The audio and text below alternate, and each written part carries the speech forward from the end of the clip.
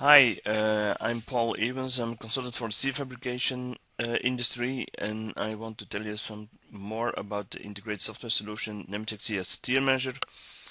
And I want to concentrate in this presentation on the BIM technology that is available in this solution. So let's talk about BIM.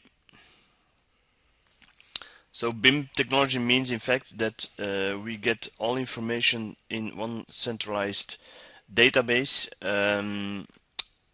which gets and gives information to all the steps within the process, to all the tools that are needed to fulfill this process, such as for instance the 3D CAD, the engineering software, and for instance ERP.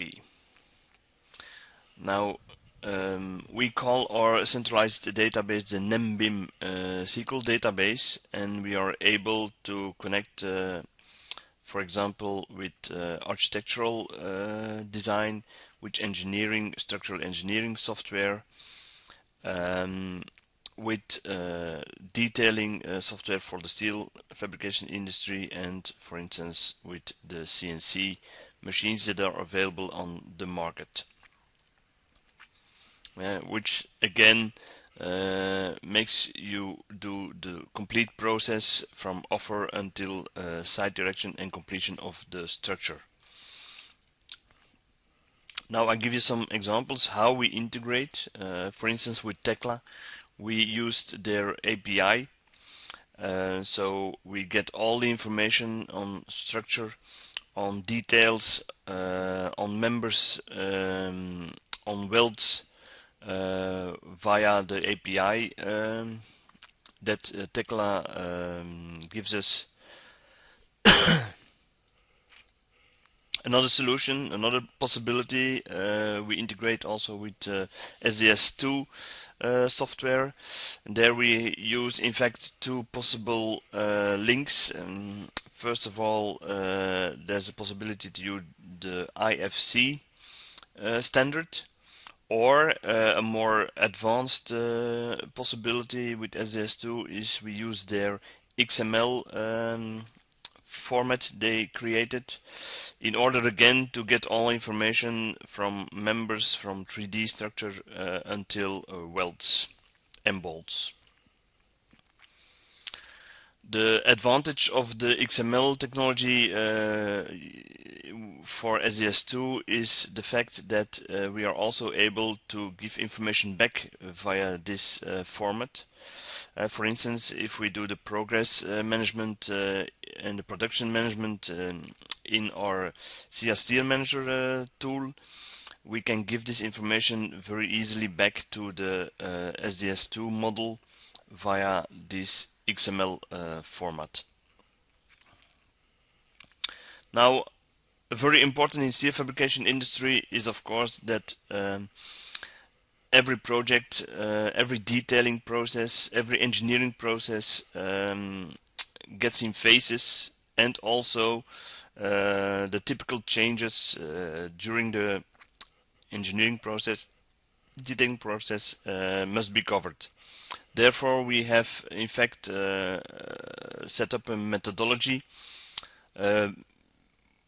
which we can resume in 4 steps. So first of all, when we get the data from the detailing or from the engineering software, we preview the model and we do product type mapping. So we, in our system, we want to know a column is a column, windbrace is a windbrace.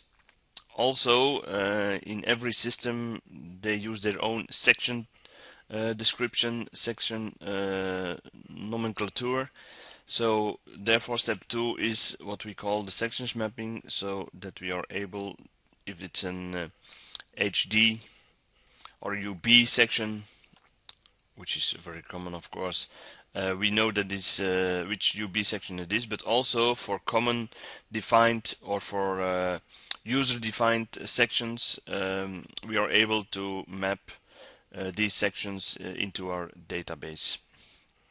Once these 2 steps are done, we know exactly each item which is in the model, and based on this we investigate in fact the model, and if it's the second or the third time we integrate or we import this model, we will investigate with the existing model that was previously imported.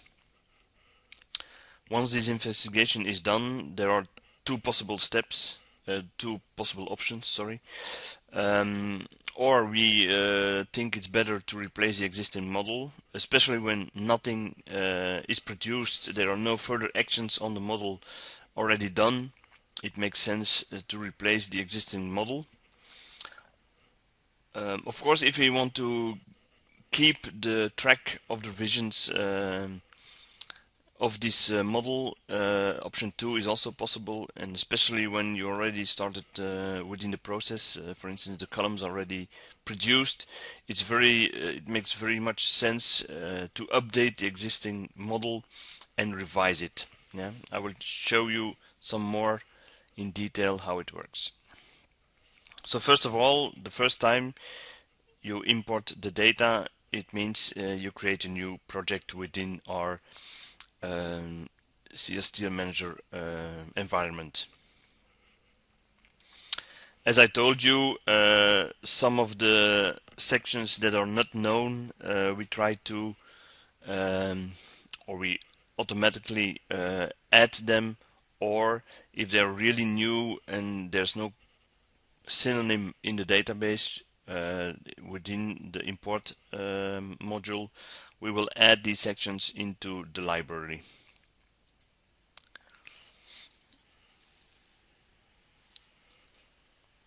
Now we are always able to say that certain items will be skipped or will be kept. Yeah. So even if it's a new project, we can start, for instance, okay, the welds at this item, at this level of the project, we don't import it yet. For instance, if the model is not really completed in welding, but is completed in the main sections, in order to have the first purchase and stock control actions. Yeah, so at any moment we are able to replace, skip items. You will visualize in our system the 3D model, and as you see we have the complete detailed information of each member. Also the geometry, the holes, also the welded and added elements of on a member, secondary elements. So every item is in the database and can be visualized 3D, 2D at any moment.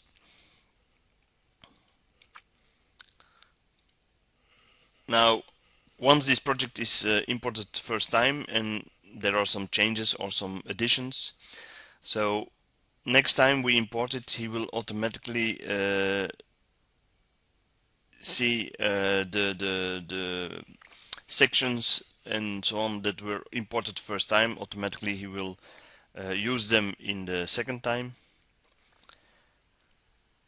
But most important is, of course, he will compare what is already there and what is added, or what has changed. So in fact what you see here, the green marked items are added objects which can be or will be inserted in the model with revision 2. Yeah, so as you see now, the pink items were those who were added in the second import. Also important is that not only added and changed elements, but also if for a certain reason a column or whatever is deleted, he will automatically see and adjust what happened in this next version, so which means in fact that in this case column 4 C4 was previously in the project, but now it is not there anymore. So, or you can say, okay, update as it is, and then he will removed. Or you can also say that in a revision system it will be kept in the database in such a way that, for instance, if the column is already produced and in the new version of the detailing model it is not there anymore, you can prove that previously it was there in revision 1, and in revision 2 it was not there anymore. Although it's not there anymore, you already had green light to produce it, so you produced it, so you can claim the costs at your customer or who is responsible for this change. Yeah. So you can see this again in the updated project. The column which was here somewhere in the air is deleted now, and the structure is more completed. Important also, as I mentioned, BIM is not only modeling model information, it can also have information on ERP systems, but also, and very important for CF fabrication, the integration with the CNC machines. And this integration can be bidirectional, which means in fact we get the model, and out of this model we generate the CNC codes. Yeah, so for each of these machines we have the possibility to create the machine code itself or to create the STVNC data. Now the other way around, the machine can also give us information back on what is produced and how much time it took to produce it, and so on and so on.